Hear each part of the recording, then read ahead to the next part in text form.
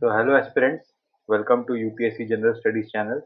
आज हम लोग देखेंगे सीसेट 2022 का जो प्रीलिम्स का जनरल स्टडीज पेपर 2 हुआ था, प्रीलिम्स 2022 का। उसके पेपर को सॉल्व करेंगे। हम लोग धीरे धीरे सॉल्व करेंगे। इन अ सेशन हम लोग 5 क्वेश्चन सॉल्व करेंगे ताकि वीडियो छोटा रहे और जो भी एस्पिरेंट्स इस वीडियो को फॉलो कर रहे हैं वो फॉलो करते करते एग्जॉस्ट ना हो। अपने फ्री टाइम में जब उनको मिले तो उन लोग 5-5 क्वेश्चन करके अगर व्यू करें तो उन्हें पूरा पेपर धीरे धीरे सॉल्व हो जाए। इस ऑब्जेक्टिव से 5-5 क्वेश्चन हम लोग एक सेशन में लेंगे। मैं इसी तरह धीरे धीरे बोलने का ट्राई करूंगा ताकि मैं साफ बोलूं और आप सभी एस्पिरेंट्स को मेरी हर बातें समझ में आए। किसी को अगर ज़्यादा स्लो लगेगा, सिंस मैं कुछ लिखूंगा भी ऐसे, तो ज़्यादा स्लो लगेगा तो वो ऑलरेडी पहले से 1.5x 1.25x या 1.75x या 2x जैसा यूट्यूब पे उनको फीचर अवेलेबल है उसको यूज़ करके अपने कंफर्ट के हिसाब से ये वीडियो को देख सकते हैं और इस पूरे सीरीज को एंजॉय कर सकते हैं। ये सीरीज का फर्स्ट वीडियो है। ऐसे हम लोग जो प्रीलिम्स के सीसेट के मैथ्स के क्वेश्चन है वो अप्रॉक्सीमेटली 50 क्वेश्चन होते हैं हर साल, कुछ प्लस होते हैं। तो हम लोग इस पूरे मैथ्स के सेशन में कोशिश करेंगे अप टू 10 सेशंस के अंदर कंप्लीट कर दें। ठीक है, आगे बढ़ने से पहले एक अनाउंसमेंट। अनाउंसमेंट क्या है? एक ट्रेडिशनल अनाउंसमेंट है जो मैं कर देता हूँ। हमने एक टेलीग्राम ग्रुप भी खोला है, ठीक है, जिसका लिंक और डिस्क्रिप्शन हम लोग डिस्क्रिप्शन बॉक्स में डाल देंगे। ठीक है, वहाँ पे आप ये जो प्रेजेंटेशन हमने बनाया है जिसपे ये एनोटेशन है मेरा, ये एनोटेटेड पीडीएफ या फिर पीडीएफ नहीं तो अगर प्रेजेंटेशन जो भी सही रहेगा, एनोटेटेड प्रेजेंटेशन आपके रेफरेंस के लिए हम लोग टेलीग्राम ग्रुप पे अपलोड कर देंगे। ठीक है, तो वहाँ से आप लोग ले सकते हैं। ठीक है, और उसके बाद मेरा हैंड रिटन सॉल्यूशन भी का पीडीएफ भी मैं अटैच कर दूंगा। अगर किसी को वो रेफरेंस के लिए चाहिए तो वो भी वहाँ मिल सकता है। तो आप लोग टेलीग्राम चैनल सब्सक्राइब कीजिए, आपको वहाँ पे ये जानकारी मिल जाएगी। ठीक है, तो हम लोग आगे बढ़ते हैं। लेट्स मूव फॉरवर्ड और हम लोग क्वेश्चन सॉल्व करते हैं। छोटा सेशन रहेगा है, सिंस ये पहला वीडियो है इसमें मैंने कुछ एडिशनल जानकारी आपके रेफरेंस के लिए दे दी। धीरे धीरे हम लोग मूव ऑन करेंगे। आप सभी को बेस्ट विशेष। Let's start. तो पहला क्वेश्चन जो आज हम लोग ले रहे हैं उसमें गिवन ये है कि वैल्यू ऑफ एक्स हमें पता करनी है एक सीक्वेंस में। अब वो सीक्वेंस क्या है? ये वो सीक्वेंस है। ठीक है, कुछ कुछ एस्पिरेंट्स को यही नहीं पता होता कि सीक्वेंस क्या होता है। सिंस वो मैथ्स बैकग्राउंड से नहीं है तो उनके लिए मैं पहले बता देता हूँ। सीक्वेंस यानी कोई भी ऐसा सेट, ठीक है, कोई भी ऐसा सेट जो एक पैटर्न फॉलो करता हो। ठीक है, कोई भी ऐसा सेट जो एक पैटर्न फॉलो करता हूँ, मैं सेट और एक पैटर्न फॉलो करता हूँ। जैसे यहाँ पे देखिए जो नंबर गिवन है 20, 10, 10, 15, 30, 75 और उसके बाद का टर्म हमें पता करना है, दिस इज क्वेश्चन मार्क। अगर ये सीक्वेंस बोल दिया है इसका मतलब एक पैटर्न फॉलो करता है। ठीक है, अब पैटर्न फॉलो करने का देखिए, आप जो देखोगे 20 से 10 घट रहा है, फिर कांस्टेंट रह जा रहा है, फिर बढ़ रहा है, फिर ये बढ़ते जा रहा है। ठीक है, तो ऐसा जब भी सीक्वेंस रहेगा जो ऑल्टरनेटिवली घट रहा है, बढ़ रहा है या फिर घट बढ़ कांस्टेंट हो रहा है, तो उसमें या तो मल्टीप्लिकेशन वाला पैटर्न बनता है या ऑल्टरनेट सीरीज वाला पैटर्न बनता है। ऑल्टरनेट सीरीज माने पहला +10 किया फिर -10 कर दिया, उस टाइप से ऑल्टरनेट सीरीज वाला पैटर्न बनता है। ठीक है, तो या तो ये या तो ये। तो पहले हम लोग ये वाला ट्राई करते हैं, मल्टीप्लीकेशन। तो 20 में ऐसा क्या मल्टीप्लाई करे कि 10 आ जाएगा? ऑब्वियसली हाफ मल्टीप्लाई करना होगा, जैसे 0.5 बोल लीजिए। 10 में ऐसा क्या मल्टीप्लाई करे कि 10 आ जाए? तो अगला टर्म भी 10 है तो 1 मल्टीप्लाई करना पड़ेगा।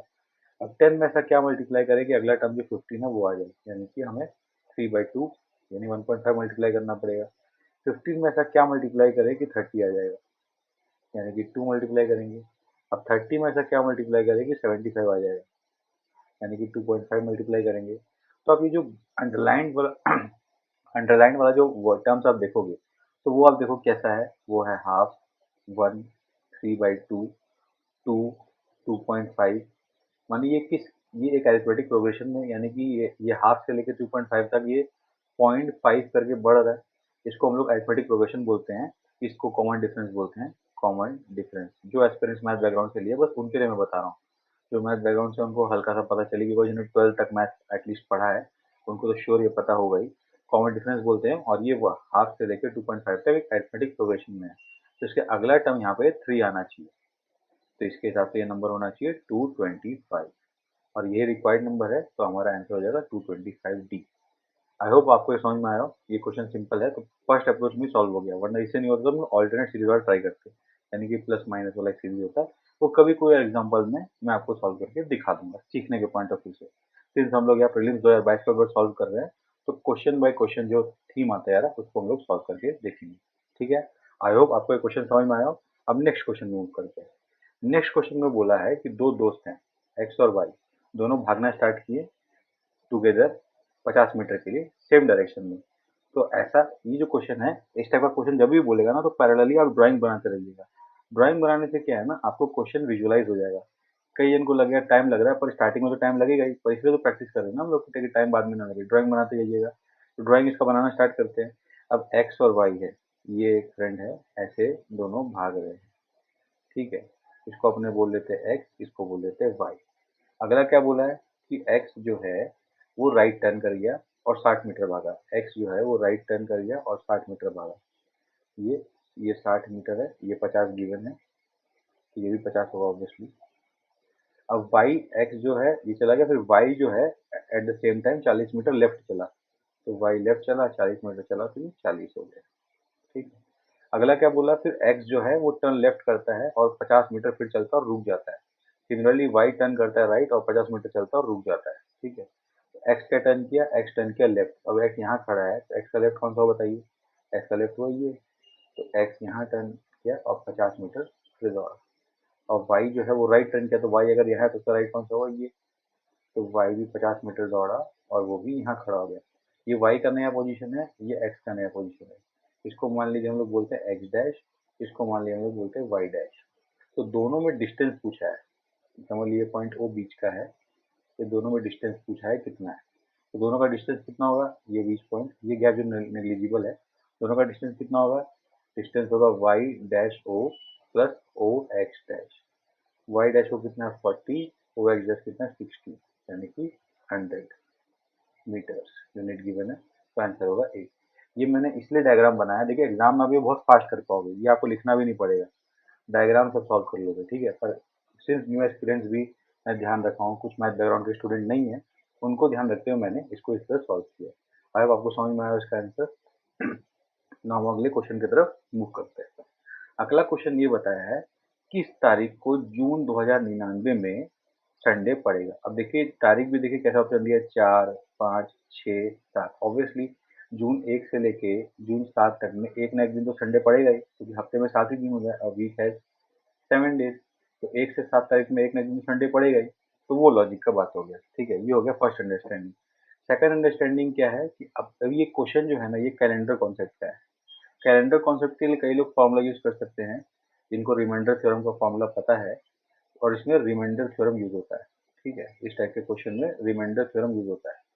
रिमाइंडर थ्योरम बोलने को थ्योरम है, पर ये इसमें बहुत सिंपल तरीके से यूज हो जाएगा। कैसे, अब देखिए सिंस हम लोग को पता है वीक में 7 दिन होता है, तो अगर आज समझ लीजिए, आज जैसे ये एग्जाम जिस दिन था उस दिन 5 जून था। ठीक है, 5 जून था, तो उस दिन क्या होता है, 5 जून 2022 के दिन रिलीज पड़ा था, उस दिन संडे था। ठीक है, तो अगला संडे कब पड़ेगा, प्लस 7 डेज करेंगे तो 12 जून को पड़ेगा। उसके अगला संडे कब पड़ेगा, उसके प्लस 7 करेंगे यानी कि 19 जून को पड़ेगा।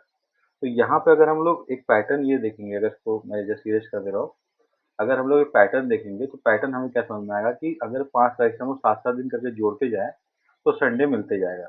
और हम लोग अभी 2022 में है, हम लोग को जानना है 2099 तक। अब हम लोग को 2022 से 2099 तक जाना है। ठीक है, ये तो बहुत बड़ा बात है। तो हम कैसे करेंगे, हम इसको सिंपल इस पूरे क्वेश्चन को 3 पार्ट में डिवाइड कर देंगे। पहला पार्ट में हम क्या करेंगे कि हम 6 जून सॉरी 6 जून 2022 से लेके 31 दिसंबर 2022 तक का नंबर ऑफ डेज काउंट कर लेंगे। ठीक है, नंबर ऑफ डेज। फिर हम लोग क्या करेंगे, 1 जैन 2023 से लेके 31 मई को और भी सिंप्लीफाई कर सकते हैं अपने। अगर ये वाला पार्ट आपको तो कॉम्प्लिकेटेड लगे तो मैं और सिंप्लीफाई कर देता हूँ। 31 दिसंबर 2098 तक का नंबर ऑफ डेज काउंट करेंगे।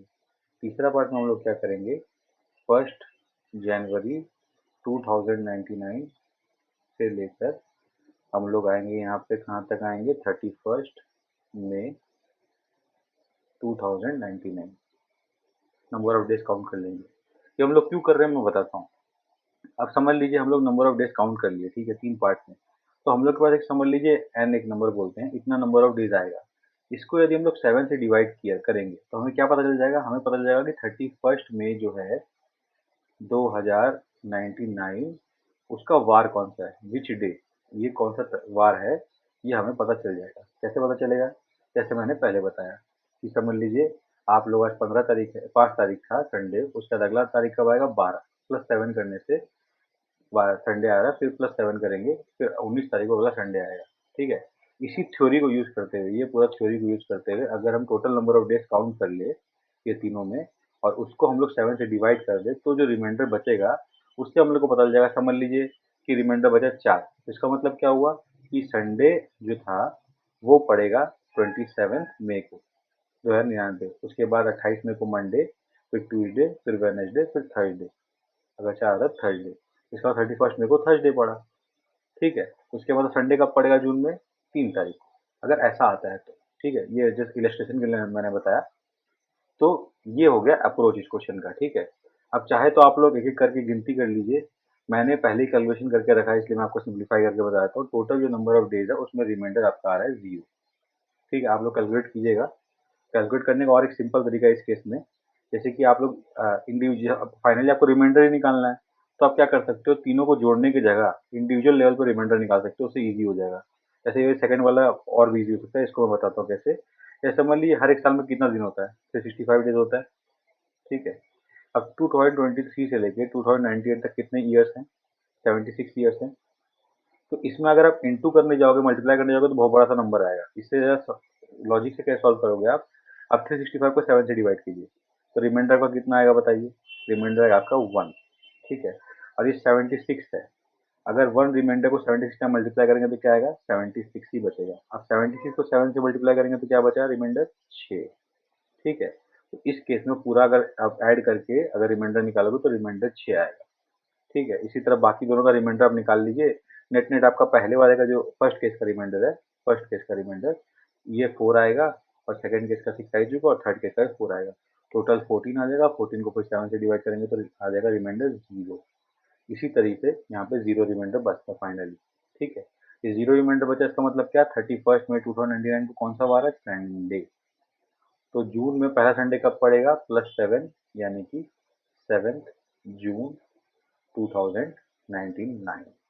तो अपना आंसर क्या होगा, डी। ठीक है, ये मैंने सॉल्व किया है, पर मोस्ट प्रोबेबली मुझे उम्मीद है आप लोग सभी को समझ में आ जाएगा। एकदम कंफ्यूज मत होइए, 3 पार्ट में ऐसे ब्रेक कीजिए और कैलकुलेटर लेके बैठिए अगर आपको कैलकुलेशन नहीं आता तो। ये सब क्वेश्चन में आपको डर लगेगा कि ये इतना लंबा कैलकुलेशन है, पर ये बेसिक मैथ्स है। इसमें आपको एग्जाम में कई बार ऐसे क्वेश्चन आ जाते हैं जो आपको मल्टीप्लीकेशन में फंसा देते हैं, मेंटल मैथ्स में फंसा देते हैं। तो आप एक दो बार प्रैक्टिस करोगे तो आपको कॉन्फिडेंस आ जाएगा, इसी तरह से सॉल्व होगा। और दूसरा मेथड, फार्मूला वार्मूला लोग रट के जाते हैं, पर वो फार्मूला भी इसका कॉम्प्लिकेटेड है, बिकॉज इतना सिंपल नहीं है, इसमें दो कॉन्सेप्ट इस्तेमाल हो रहा है। ठीक है, तो हम लोग अब नेक्स्ट क्वेश्चन में चलते हैं। नेक्स्ट क्वेश्चन अपना ये बता रहा है कि order of letters in English alphabet is reversed. हम लोग जो भी जैसे पहले ए बी सी लिखते हैं समझ लीजिए, तो उसको हम लोग अब लिखेंगे ए बी सी ऐसे। ठीक है ना, जस्ट इलस्ट्रेशन के लिए मैंने बताया, इसको और बेटर से हम लोग लिखेंगे अभी, जस्ट आपको एक बार रेफरेंस के लिए बताया। और फिर each letter represents the letter whose position it occupies. ठीक है, जैसे समझ लीजिए अभी दोबारा लिख देता हूँ, ए बी सी समझ लिखा, अब हम लोग उसको ए बी सी लिख दिए, इसका मतलब सी इक्वल्स टू ए हो गया, बी इक्वल्स टू बी हो गया, ए इक्वल्स टू सी हो गया। जहाँ जहाँ हम सी लिखे वहाँ ए मानेंगे, वहाँ जहाँ जहाँ ए लिखे वहाँ बी सी मानेंगे। इस तरह से हम लोग इसको रिप्रेजेंट करेंगे। ठीक है, तो हमें बताना है कि लखनऊ इस पूरा रिप्रेजेंटेशन में कैसा दिखेगा। ठीक है, तो हम लोग सबसे पहले देखिए दो तरीका है, या तो आप बैठ के लॉजिक लगाइए और टाइम वेस्ट कीजिए, या सीधा आप ए से लेके जेड तक लिख दीजिए, ए बी सी डी ई।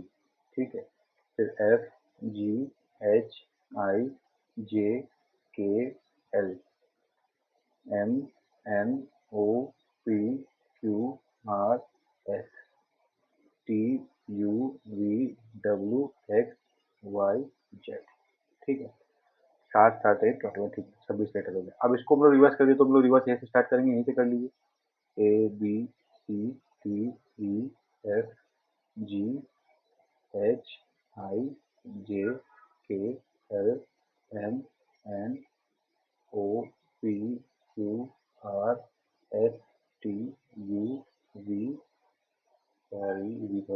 लिखा गया VWXYZ। अभी लिख लिया ना, अब हमें पता चल गया कि जो ओरिजिनल लेटर में अगर हम एल लिखे हैं तो रिवर्स लेटर में वो ओ हो जाएगा। ठीक है, अगर ओरिजिनल लेटर में हम यू लिखे हैं, ये रहा यू, तो रिवर्स लेटर में वो एफ हो जाएगा। इसका रेफरेंस लेके अब ये हो गया पूरा हमारा गिवन थिंग।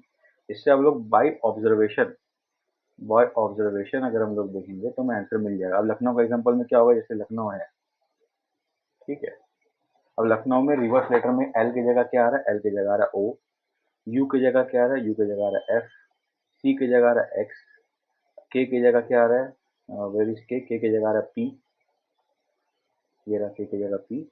उसके बाद एन की जगह क्या आ रहा है, एन की जगह आ रहा है एम, ओ की जगह क्या आ रहा है, ओ की जगह आ रहा है एल, डब्ल्यू की जगह क्या आ रहा है, डब्ल्यू की जगह आ रहा है, वेर इज डब्ल्यू, डब्ल्यू की जगह आ रहा है डी। ठीक है, और this is our answer O F X P M L D, जो कि आंसर डी है। ये हो गया आंसर। ठीक है, अब देखिए मैं लिखा हूँ क्योंकि मैं डिजिटली लिख रहा हूँ, स्लो लिख रहा हूँ, आप लोग ऐसे लिख दोगे एग्जाम में और फटाफट ऑब्जर्व करके लिख दोगे तो ये question with in 1 minute solve हो जाएगा। समझ लो, तो दिस इज द आइडिया, इस आइडिया को समझिए। और अब देखिए इसको एक और ऑल्टरनेट तरीका से इसी क्वेश्चन को सॉल्व करने का मैं मेथड बताता हूँ। अब देखिए इसमें ऑब्जर्व कीजिए ऑप्शन क्या क्या दिया, ऑप्शन दिया ओ जी एक्स, ठीक है, दूसरा ऑप्शन दिया ओ जी एक्स, तीसरा ओ एफ एक्स, और ये ओ एफ एक्स। अब इतना तो क्लियर है कि तीन जगह पी पी पी दिया है तो पी तो होना ही है चौथे नंबर पे। ठीक है, ऐसा हम लोग गेस करके, ये लॉजिकल गेसिंग है क्वेश्चन सॉल्व करने का। ठीक है, फिर ओ जी और ओ एफ में कंफ्यूजन है कि पहला दो लेटर क्या होगा, तो आपको रिवर्स में खाली पहले गेस करना है कि ओ के बाद ये लेटर कौन सा है, फिर आपको पता है कि तीसरा लेटर एक्स श्योर है, चौथा आपको लगभग पता है पी श्योर है, आपको पांचवा लेटर पता है श्योर लगभग एम है, और ये एल है, आपको ये लेटर गेस करना है। तो ये और ये लेटर का पोजीशन अगर आप गेस कर लोगे ना लखनऊ के नाम से, तो भी आपका क्वेश्चन सॉल्व हो जाएगा।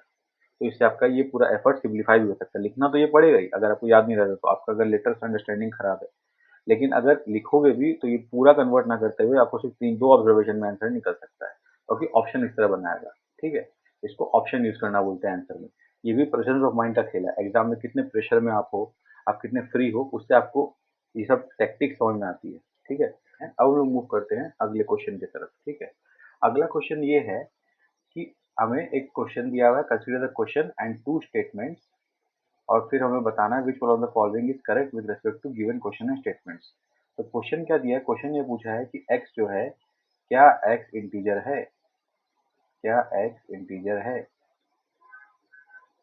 इसका पॉसिबल आंसर क्या हो सकता है, हाँ भाई है, या ना भाई नहीं है, या पता नहीं भाई, हो भी सकता नहीं हो सकता, कंफ्यूजन है। दोनों केसेस अवेलेबल है हमारे पास। ठीक है, तो ये तीन पॉसिबल आंसर हो सकता है। अब हमारे पास गिवन स्टेटमेंट क्या है, स्टेटमेंट वन बोल रहा है कि x/3 जो है वो इंटीजर नहीं है। ऐसे क्वेश्चन में ये मानना पड़ता है जो स्टेटमेंट दिया है वो सही है। ठीक है, तो स्टेटमेंट में दिया है कि x/3 जो है इंटीजर नहीं है, इसका मतलब x का पॉसिबल वैल्यू क्या हो सकता है, x का पॉसिबल वैल्यू एग्जांपल के तौर पे बहुत सारे हो सकते हैं, अपने कोई एक दो एग्जांपल लेके समझेंगे x का पॉसिबल वैल्यू क्या हो सकता है। ठीक है, पहले लेट करते हैं कि x का वैल्यू 2 है। इफ x का वैल्यू 2 है, दिस इंप्लाइज x/3 क्या होगा, x/3 इक्वल्स टू 2/3, जो कि इंटीजर नहीं है। Let us call i as an integer, ये इंटीजर नहीं है। ठीक है, इसका मतलब ये 2 बैठ रहा है, x का वैल्यू 1 2 हो सकता है। फिर हम लोग x का वैल्यू लेते हैं, और लेट अस टेक x का वैल्यू एज 2/3। ठीक है, इस इंप्लाइज x/3 क्या हो रहा है, 2/9, तो ये भी इंटीजर नहीं है। इसका मतलब x का वैल्यू 2 ले या 2/3 ले कोई फर्क नहीं पड़ता, x/3 दोनों केस में इंटीजर नहीं आ रहा। तो इसमें हम लोग फॉर श्योर तो बोल ही नहीं सकते कि x इंटीजर है कि नहीं है। ठीक है, तो स्टेटमेंट वन जो है वो अलोन, इसको हम लोग थोड़ा मिटा देते हैं ताकि हम लोग एक क्लेम कर पाए। हम लोग एक क्लेम करने वाले हैं, बहुत बड़ा क्लेम। क्या क्लेम है वो, कि x जो है, अगर x/3 इंटीजर नहीं है तो x जो है इंटीजर हो भी सकता है या इंटीजर नहीं भी हो सकता है। इसका मतलब statement one alone is not sufficient to answer this question. तो statement one alone is not sufficient, तो ये वाला बात अभी तक सही है। तो स्टेट अभी बाकी आगे देखते हैं, आगे और स्टेटमेंट समझते हैं। ये वाला बात अभी तक सही नजर आ रहा है। ठीक है, अब अगला बात देखते हैं। अगला बात में क्या बोल रहा है, स्टेटमेंट टू में बोल रहा है 3x जो है इंटीजर है। तो अब अगले में देखते हैं कि 3x इंटीजर है, इसका मतलब क्या, लेट पॉसिबल वैल्यू x का क्या होगा, let x equals to 2, this implies 3x equals to 6, जो कि इंटीजर है। सही बात है। अब हम लोग लेट करते हैं x equal to 2/3। This implies 3x equal to again 2। This implies ये भी इंटीजर है। इससे भी अगर 3x इंटीजर दिया हुआ है तो इससे भी हम नहीं बोल पा रहे हैं, स्टेटमेंट 2 अलोन से भी हम लोग नहीं बोल पा रहे हैं कि x इंटीजर है कि नहीं, क्योंकि x इक्वल टू 2 के लिए भी ये वाला स्टेटमेंट सही है, x इक्वल टू 2/3 के लिए भी स्टेटमेंट सही है। इसका मतलब x2 हो या 2/3 हो, इंटीजर हो या ना हो, दोनों केस में इंटीजर आंसर आ रहा है। इसका मतलब x2 अलोन भी सफिशिएंट नहीं है इसको आंसर करने के लिए। तो ये भी सही है, ये भी सही है। अभी तो देख, इसका मतलब और कोई दूसरा आंसर होगा, ठीक है ना। अब हम लोग देखते हैं कि दोनों को साथ में लेके देखते हैं। अगर दोनों को साथ में भी ले लिया तो हम लोग मान लेते हैं कि 3x जो है इंटीजर है और x/3 इंटीजर नहीं है। तो इसके लिए एग्जांपल लेके चलते हैं। x इक्वल टू 2 लिया, this implies 3x equal to 6। तो ये x इक्वल टू इंटीजर आ गया। अब x इक्वल टू 2 के लिए x/3 क्या आ रहा है, x/3 आ रहा है 2/3, ये इंटीजर नहीं है। तो ये वाला x इक्वल टू 2 वैल्यू तो लग रहा है सुटेबल है। अब सिमिलरली हम लोग एक नया वैल्यू लेते हैं x इक्वल टू 6। उसमें 3x कितना आ रहा है, सॉरी x इक्वल टू 5 लेते हैं, x इक्वल टू 5 लेते हैं। इसमें 3x का वैल्यू कितना आ रहा है 15, जो कि इंटीजर है, मैंने स्टेटमेंट 2 प्रूफ वैलिड है। फिर x/3 कितना आ रहा है, एम्प्लाइज 5/3, जो कि इंटीजर नहीं है। तो ये भी जो है सेटिस्फाई कर रहा है दोनों स्टेटमेंट को, ठीक है, मतलब दोनों स्टेटमेंट इसमें एग्रीएबल हो रहा है। अब हम लोग एक नया चीज लेते हैं, हम लोग नया चीज लेते हैं x इक्वल टू 3 लेते हैं। x इक्वल टू 3 लिए तो उसमें 3x क्या हुआ, 3x जो इंटीजर आया तो स्टेटमेंट 2 वैलिड है। अब x/3 क्या होगा इस केस में, 1 आ रहा है, यानी कि वो x/3 जो है वो भी इंटीजर आ रहा है। तो स्टेटमेंट 1 इसमें गलत हो गया, ठीक है। तो अब देखिए x2 होने के बाद भी 5 होने के बाद दोनों इंटीजर है, तो दोनों स्टेटमेंट ट्रू भी हो रहा है, पर x अगर इंटीजर है तो दोनों एक स्टेटमेंट स्टैंड नहीं कर रहा है, स्टेटमेंट 1। इसका मतलब x अगर इंटीजर है तो हम लोग दोनों स्टेटमेंट नहीं बोल पा रहे। इसका मतलब स्टेटमेंट दोनों 1 और 2 साथ में भी अगर ले ले तो भी हम लोग सफिशिएंटली आंसर नहीं कर पा रहे इसको कि x इंटीजर है कि नहीं है। इसलिए हमारे हिसाब से आंसर होना चाहिए डी, ठीक है। इसलिए डी आंसर होना चाहिए। थोड़ा कॉम्प्लिकेटेड लगेगा आप लोग को ये क्वेश्चन पहली बार देखने में, क्योंकि इस टाइप का ये, इसको हम लोग बोलते हैं डेटा सफिशिएंसी का क्वेश्चन। एक तरह से डेटा सफिशिएंसी प्लस रीजनिंग का सवाल है। तो ऐसे क्वेश्चन में क्या होता है ना, गिवन स्टेटमेंट जो होता है कई बार उसमें अपने को पॉसिबल केसेस ना एग्जाम के टाइम के प्रेशर टाइम में अपने पॉसिबल केसेस मिस कर देते हैं। हो सकता है कि आप ये दो एग्जांपल लेके देखते हैं और आपको दोनों सही बैठता है तो आप बोलते हैं एक्स इंटीजर है, पर आपको ये भी देखना पड़ेगा ना x3 है तो उसमें स्टेटमेंट 1 वैलिड नहीं है, क्योंकि एक्स इंटीजर होने के बावजूद भी स्टेटमेंट 1 को सेटिस्फाई नहीं कर पा रहा अगर स्टेटमेंट सही हो रहा है तो इसीलिए थर्ड केस मिस हो जाता है आपका, तो आपका आंसर गलत हो जाता है। आप इसको ये वाला आंसर मार्क कर दीजिए जब आंसर डी होता है। तो ये अवेयरनेस आपको होना चाहिए, इस टाइप का क्वेश्चन में ये कॉम्प्लिकेशन है, ठीक है ना। This was about it. अब देखते हैं नेक्स्ट क्या है। नेक्स्ट बस ये आज का 5 क्वेश्चन कंप्लीट हो गया है। तो अब नेक्स्ट आपसे ये रिक्वेस्ट है कि अगर आपको इसका इनिशिएटिव अच्छा लगे तो ये सब्सक्राइब कीजिए हमारा चैनल यूपीएससी जनरल स्टडी। इसका नीचे आपको सब्सक्रिप्शन मिल जाएगा ऐसे और वीडियोस के लिए। अब मैं कोशिश करूंगा इसको एज सुन एज पॉसिबल, हमारी टीम कोशिश करेगी कि इसके जो पूरे के पूरे 50+ क्वेश्चन मैथ्स के हैं वो as early as possible upload कर दे, तो आपके रेफरेंस के लिए कंप्लीट हो जाएगा पेपर 2022। आई होप आपको ये स्लो पढ़ाने का मेथड, लॉजिकल पढ़ाने का मेथड सही लगा हो। ऐसे इनिशिएटिव से जुड़े रहिए। तब तक के लिए एग्जाम के लिए प्रिपरेशन करते रहिए और best wishes for the examination to all, ठीक है।